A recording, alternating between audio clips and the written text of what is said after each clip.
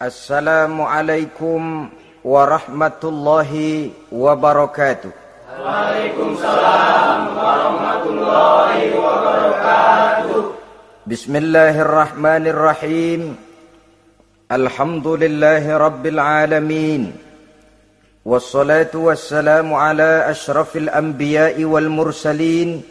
Sayyidina wa maulana Muhammadin wa ala alihi wa ashabihil mujahidin at-tahirin, amma ba'du. Saudara-saudara, kita maklum bahwa solat merupakan sarana yang paling efektif untuk mendekatkan manusia kepada Allah. Makin dekat manusia dengan Allah, makin tidak senang iblis dan setan. Karena itu segala macam cara mereka berusaha mengaduk-ngaduk solat kita. Dan sesungguhnya, jikalau kita mengerjakan solat, itu kan targetnya cuma dua. Pertama, agar solat kita itu sah. Yang kedua, agar solat kita itu qabul, yakni diterima oleh Allah. Kalau soal sah dan tidak, ukurannya gampang. Saya kalau ditanya orang, Pak, solat saya sah atau tidak? Saya bisa jawab. Saudara, solatnya syarat rukunnya cukup apa tidak? Cukup, sah. Itu kalau perkara sah. Tapi kalau sudah perkara qabul, Pak, solat saya diterima atau tidak oleh Allah? Ini saya tidak bisa jawab. Kenapa? Soal qabul mencakup masalah batin. Cuma ukuran logikanya, kalau syarat rukun cukup, insya Allah qabul. Saudara-saudara kaum muslimin rahimakumullah. Oleh karenanya, pada saat kita sholat, iblis, setan datang dari segala macam penjuru supaya kita kehilangan rasa khusyuk.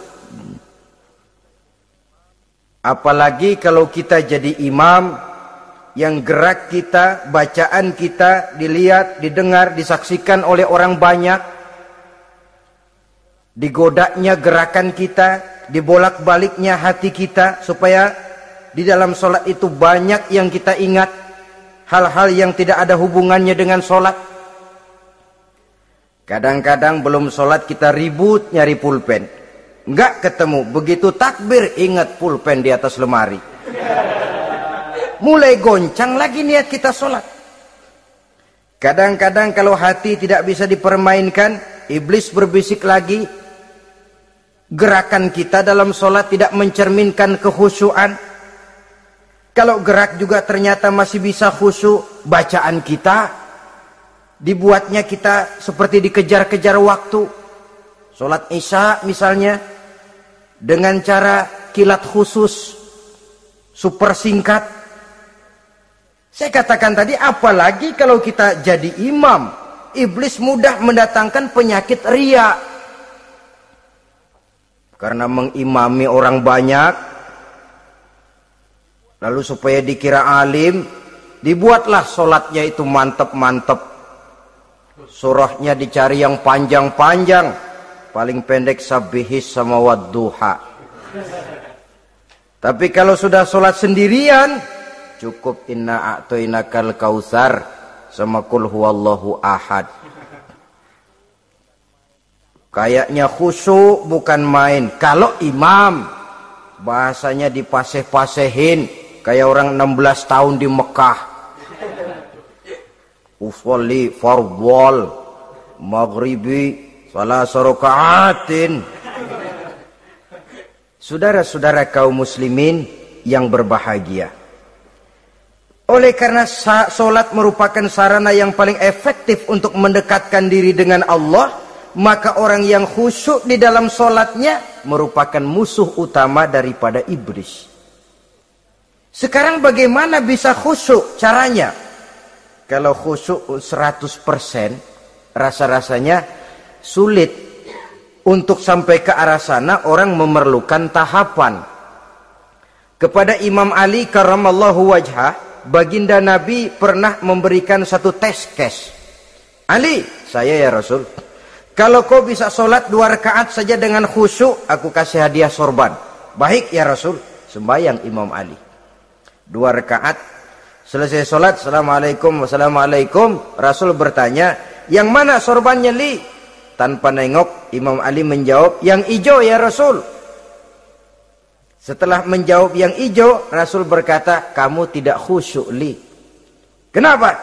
Soalnya tadi waktu sembahyang mikirin, nanti kalau ditawarin sorban pilih yang hijau aja ah. Sehingga begitu ditanya, refleks menjawab, yang mana li? Yang hijau saja ya Rasul. Oleh karena itu, menurut Al-Imam Nawawi, pada tingkatan yang paling sederhana, sudah sampai ke tingkat khusyuk, asal pada waktu takbiratul ihram ingat kepada Allah. Tapi jangan lupa, itu tangga pertama. Jangan ada fatwa begini lalu aman. Yang penting kan takbirnya ingat Tuhan, belasononya mau kemana kek. Bukan itu. Itu pada tingkatan pertama sudah sah dipandang khusyuk solatnya orang awam, asal pada waktu takbiratul ihram dia ingat kepada Allah. Tetapi harus terus berusaha agar sepanjang solat dia ingat kepada Allah.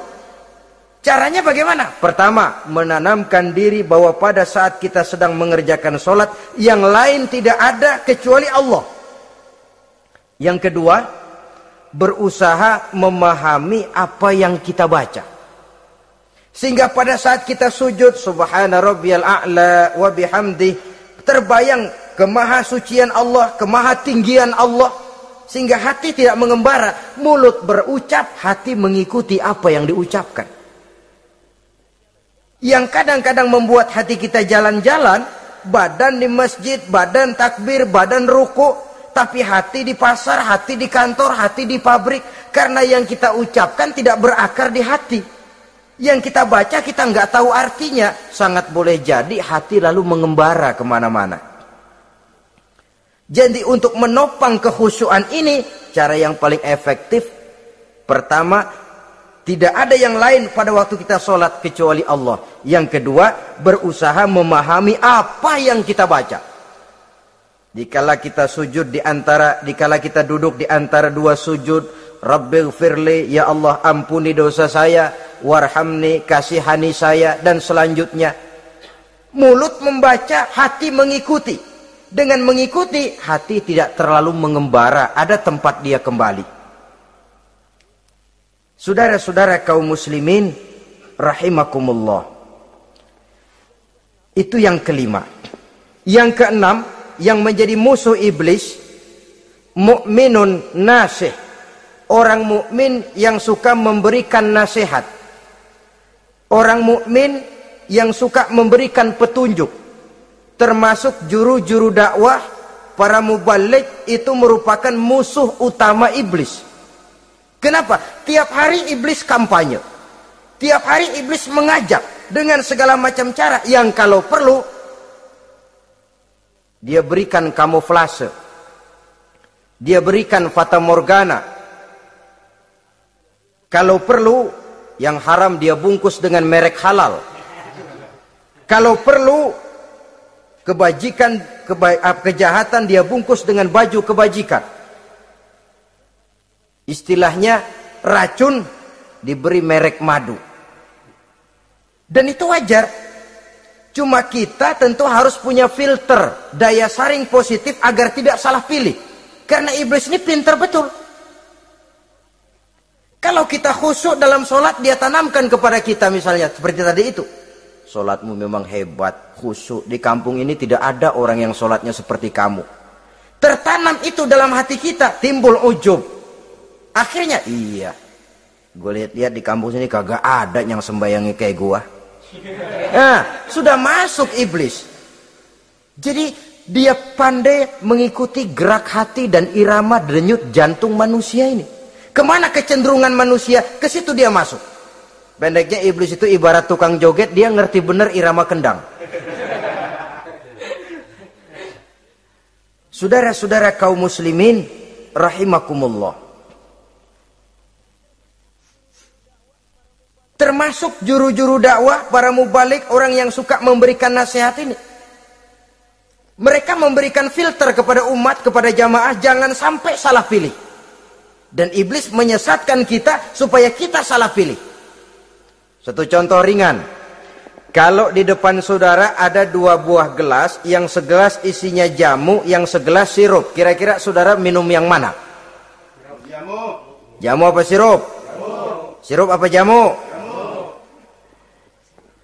Orang yang pikirannya panjang, dia pasti minum jamu.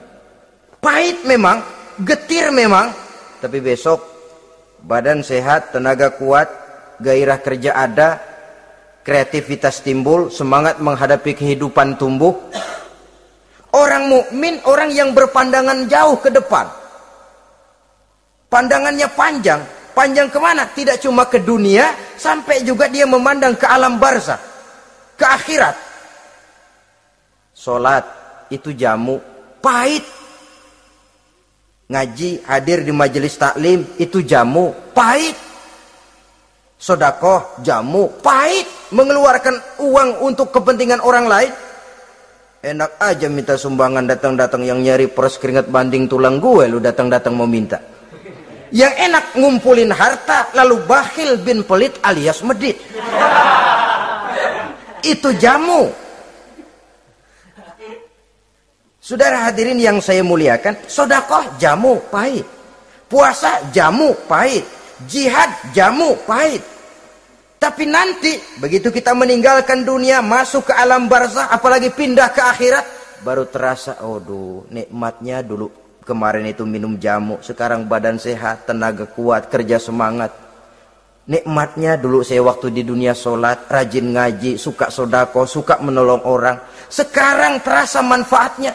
Begitu saya berada di alam barzakh, apalagi sudah dibangkitkan di padang mahsyar di akhirat nanti, terasa seluruh kebajikan yang saya kerjakan. Nah, orang yang berpikir jangka pendek, cuma ngelihat yang ada di depan hidungnya saja. Ngapain minum jamu getir? Sirup nih, manis. Dia minum. Dia ambil sirup, minum. Manis memang pada waktu minum. Tapi besok bibir jontor. Meninggalkan perintah Allah, sirup itu. Manis. Tidak sholat, manis. Tidak bayar zakat, sirup, manis. Tidak mau puasa, sirup, manis. Manis sekarang. Tapi nanti besok begitu masuk ke alam barzakh, begitu dibangkitkan di padang mahsyar di akhirat nanti, merintih kita menahan penyesalan yang sudah tidak ada artinya lagi. Sampai-sampai penduduk mahsyar itu ada yang berkata, diceritakan dalam Quran, ya laitani kuntu turaba. Wahai celaka, kenapa kita nggak jadi tanah saja? Menyesali kejadiannya. Andai kata mereka bisa kembali ke hidup di dunia lagi, mereka akan minta kejadian yang kedua untuk berbuat baik. Tapi tentu sudah penyesalan yang tidak ada gunanya lagi. Maka saudara-saudara, emang cuman jalan duluan kecebur di sumur yang nyesel duluan. Ada orang jalan, yang paling depan kecebur di sumur, itu tuh, gue nyesel duluan katanya. Nyesel duluan. Yang lain mesti nyeselnya belakangan. Saudara hadirin yang saya muliakan. Nah, orang yang suka memberikan nasihat kepada orang lain dimusuhi iblis. Kenapa? Tentu nasihat yang membawa kebaikan. Iblis nggak senang betul itu. Kita nasihatin teman, udah berhenti dah, jangan pada mabuk lagi. Iblis gergetan bener. Ini orang dilarang lagi. Kita nasihati teman, udah jangan masang-masang lagi dah, nggak bakalan kena, dikebohongin. Nggak ada orang jadi kaya masang judi, bangkrut malah lo. Ini kan termasuk tipu daya iblis, judi dinamain sumbangan. Itu sama saja itu, madu, racun mereknya madu. Judi dinamain sumbangan. Di belakang beca pada nyumbang. Kayak orang kaya lagunya.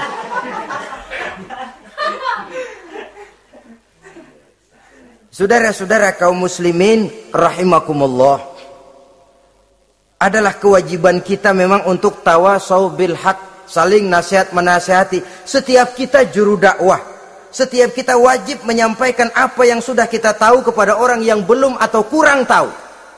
Saudara yang bisa bismillah wajib mendakwahkan bismillah itu kepada orang yang belum tahu bismillah. Saudara bisa Fatihah harus menyampaikan itu kepada orang yang belum bisa Fatihah. persetan dengan orang lain. Apalagi yang cuma kerjanya ngeritik saja, lu baru bisa Fatihah doang udah ngajar. Biar aja yang diajarin gak bisa Fatihah kok. Apa masalahnya pemerataan di bidang keilmuan? Sebab memang biasa penonton itu selalu lebih pandai menilai, kayaknya lebih pintar dari yang main. Sama saja orang nonton bola ngomel melulu, padahal dia sendiri belum tentu bisa main. Dengerin orang pidato pun begitu. Monten bisa. Wah, kalau dia yang pidato 1 jam kayak semenit. Tapi kalau si Ano tuh kita udah pegel belum juga mau berhenti. Monten bisa. Coba dia suruh pidato udah 1/4 jam masih ama ba'du. Apa mau dibilang ama ba'du?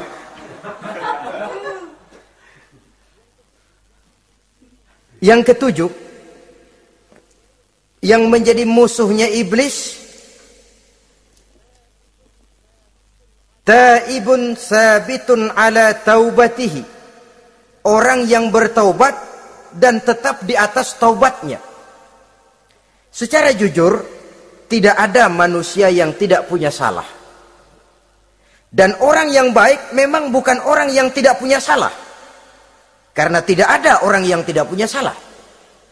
Orang yang baik adalah orang yang apabila melakukan kesalahan dia segera sadar, dijadikannya itu sebagai pelajaran untuk tidak diulanginya lagi pada masa yang akan datang. Biasanya kita menghakimi orang pintar, kita nggak merasa bahwa kita juga punya kesalahan. Kalau kita ngelihat maling ayam kita teriak, padahal kita nyolong kambing. Lebih besar dari si maling ayam, merasa diri lebih benar dari yang lain, padahal kita lebih kotor dan lebih jelek. Hilang sifat introspeksinya. Yang kita musuhi, yang kita caci maki, tahu-tahu kita sendiri yang melakukannya. Saudara-saudara kaum muslimin, orang yang bertaubat dan tetap dalam taubatnya stabil, itu musuh iblis. Apa ada orang yang taubatnya nggak tetap? Ada. Yang istilah kita taubat sambal namanya. Kalau dia makan sambal kepedesan, taubat makan sambal. Besok mau makan kagak ada sambal, ngomel. Mana sambal? Kemarin udah taubat. Sekarang mana sambal? Ini taubat yang namanya taubat sambal. Istighfar, habis istighfar nyolong lagi. Istighfar lagi. Besok nyolong lagi, istighfar lagi. Itu taubat yang tidak tetap namanya. Allah Maha Pengasih dan Penyayang dengan segala kebesarannya. Ia akan memaafkan segala perbuatan yang bersifat salah dari hamba-hambanya. Cuma manusia kadang-kadang yang tidak mau memaafkan dirinya sendiri. Amat dungu manusia macam ini. Membiarkan dirinya hanyut berlarut dalam lembah dosa. Sementara dia diberikan umur, tidak digunakannya untuk bertaubat. Innallaha yaqbalu taubatal abdi ma lam yugharghir. Allah senantiasa akan menerima taubat seorang hamba sepanjang nafasnya belum sampai di tenggorokan. Kalau nafas sudah sampai di tenggorokan baru berniat taubat, kasib terlambat. Kayak Fir'aun. Fir'aun itu begitu ditenggelamkan di lautan merah, udah cengap-cengap mau mampus, baru ngomong dalam sekaratnya, amantu bi Rabbi Musa wa Harun. Kalau begini mah saya juga percaya sama Tuhannya Musa. Udah sekarat baru mau taubat, malaikat maut gemes banget dilelepin, mati.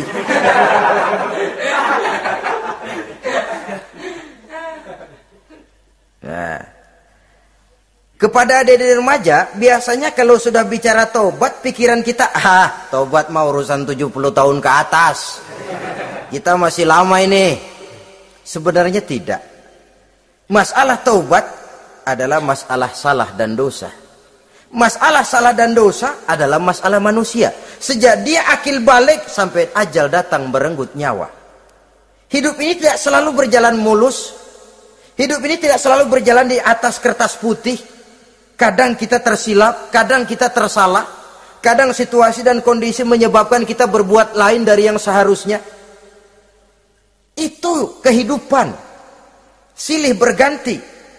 Oleh karenanya pesan Nabi, wa'at bi'i sayyi'atal hasanah, Perbuatan salah ikuti dengan kebajikan. Dosa iringi dengan taubat. Jangan nunggu. Saya untuk taubat takut nanti bikin lagi. Nah, ini namanya punya harapan mau bikin lagi. Nanti aja dah kalau tua-tuaan. Saudara, kalau dosa itu ditumpuk, itu sama saja kotoran yang menodai hati. Kalau kotoran gak rajin kita bersihin, dia akan berkarat. Dan kalau sudah berkarat, sudah sulit untuk dibersihkan. Itu makna ungkapan Imamul Ghazali, hati manusia sebening kaca. Lapisan dosa yang dia kerjakan adalah debu yang menutupi jernihnya kaca. Orang yang bersih dari dosa, dekat dengan Allah, hatinya jernih seperti kaca. Dari hati yang jernih, radarnya kontak kepada Allah. Sinyalnya nyambung channelnya itu. Getarannya hebat. Wajar kalau lalu dia bisa tahu apa yang besok akan terjadi. Diberitahu oleh Allah. Yang namanya ilmu laduni itu. Ilmu yang ditransfer langsung oleh Allah. Karena kebersihan hatinya. Mana ada orang gak belajar bisa pinter. Iya, kalau hatinya butek emang gak ada. Tapi kalau Allah mau berberangkat dari hati yang bersih, yang kontaknya nyambung kepada Allah, hati itu seperti kaca, kata Imam Ghazali. Dosa yang kita lakukan adalah debu.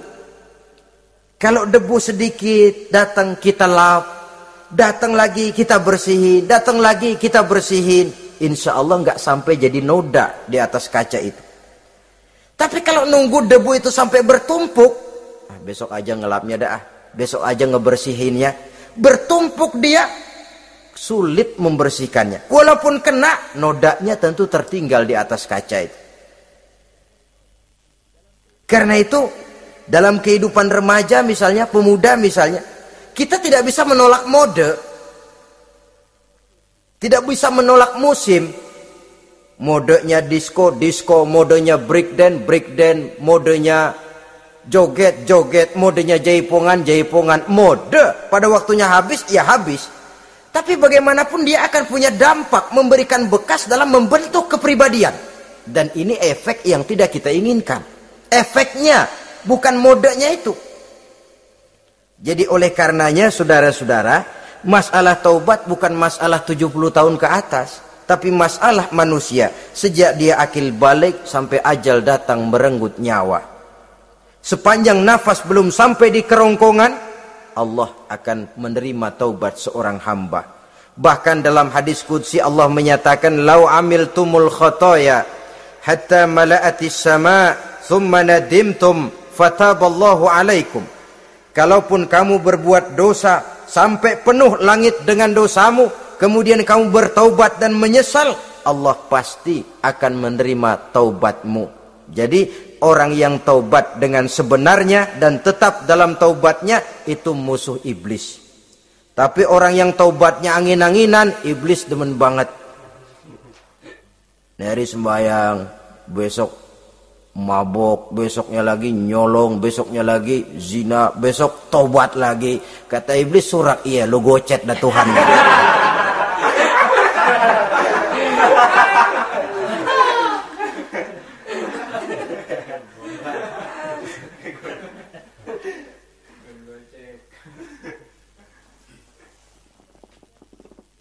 Selanjutnya, yang ke-8, musuh iblis, musuh setan, mukminun yudawi mu'alat taharah. Orang mukmin yang membiasakan diri selalu dalam keadaan bersuci. Baik dari hadas kecil, lebih-lebih dari hadas besar. Wudu utamanya memang untuk sholat. Tapi membiasakan wudu dalam kehidupan sangat baik sekali. Mau ke kantor, wudu dulu. Mau ke pasar, wudu dulu. Mau ngajar, wudu dulu. Apa sebabnya? Karena dalam keadaan suci, orang ada sikap memelihara kesuciannya. Kalau kita naik PPD pagi-pagi gelantungan, kalau punya wudu, hati-hati kesenggol perempuan juga sayang sama wudu. Tapi kalau nggak punya wudhu, jangan kesenggol, kita nyeruduk. Ada semacam sikap apik di dalam kehidupan ini. Karena itu biasakan wudhu. Untuk menjaga kebersihan diri, kebersihan zahir, kebersihan batin. Belum lagi kemanfaatan di akhirat. Sebab kata Nabi, inna ummati ya'tuna yaumal qiyamah ghurran muhajjalin min atharil wudhu. Umatku di akhirat nanti akan datang menghadap Allah dengan muka berseri-seri, bersinar-sinar dari sebab sering wudhu. Sehingga tidak usah mengaku pun Rasul akan memanggil karena muka yang sering tersentuh air wudhu ini. Mu'minun yudawimu alat toharoh. Orang mukmin yang selalu membiasakan diri berada dalam keadaan suci, berwudhu. Kita lihat ajaran wudhu ya. Dari sejak bacaan-bacaannya saja itu sudah membawa manfaat. Lalu dari segi bahwa kita manusia sering tersilap melakukan dosa-dosa kecil. Dosa-dosa kecil itu oleh air wudhu dia rontok. Tangan kita suka colak-colek pada saat membasuh dua tangan. Allahumma inni as'alukal yumna wal barakah wa a'udzubika minasyu'mi wal halakah. Dosa yang ada di tangan itu rontok. Mata kita suka pelotot, nggak karu-karuan pada saat membasuh muka. Nawaitu raf'al hadasil asghar. Dosa yang ada di mata rontok. Dari segi pembersihan batin. Belum lagi dari segi pembersihan zahir. Sehari semalam kalau 5 kali saja kita terkena air wudhu, itu sudah menjaga kesehatan dan kebersihan. Saudara-saudara kaum muslimin rahimakumullah. Yang kesembilan, orang yang menjadi musuh iblis yaitu mutawarra'un anil haram. Orang yang memelihara diri dari yang diharamkan oleh Allah. Terpelihara dirinya, terpelihara yang dimakannya, yang diminumnya dari jenis-jenis yang haram, baik sedikit maupun banyak. Jangan cuma teriak haram waktu sedikit, tapi giliran banyak halal. Sama saja orang dikasih tahu, itu ada cerita anak-anak, Pak Haji punya anak main judi, dikasih tahu, Pak, anak bapak main judi, astagfirullah katanya. Tapi menang Pak, alhamdulillah.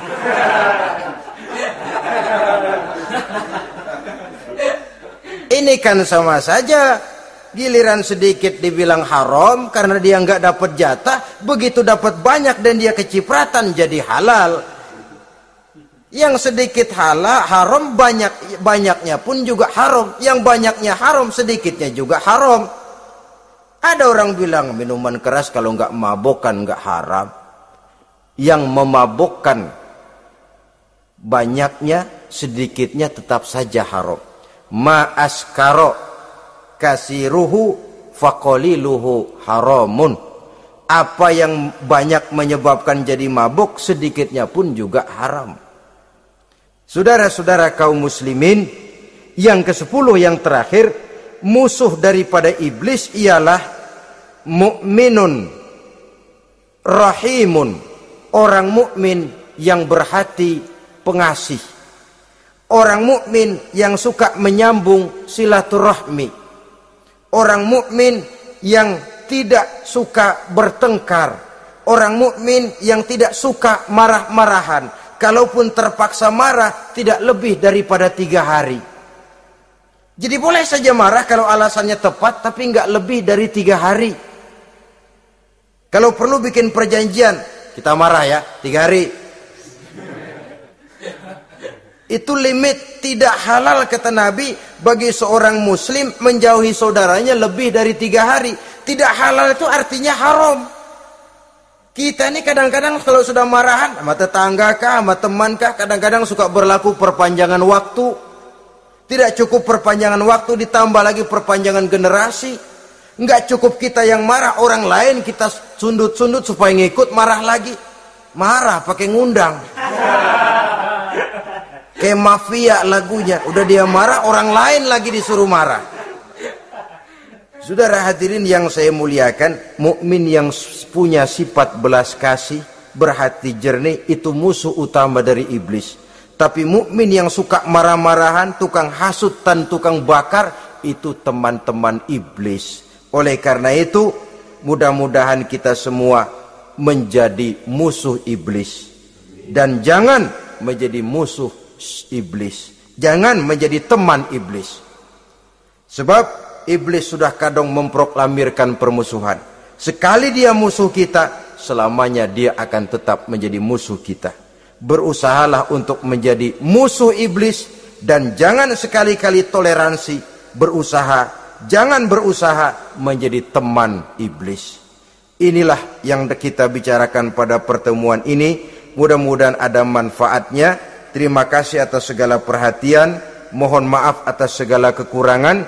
Wassalamualaikum warahmatullahi wabarakatuh.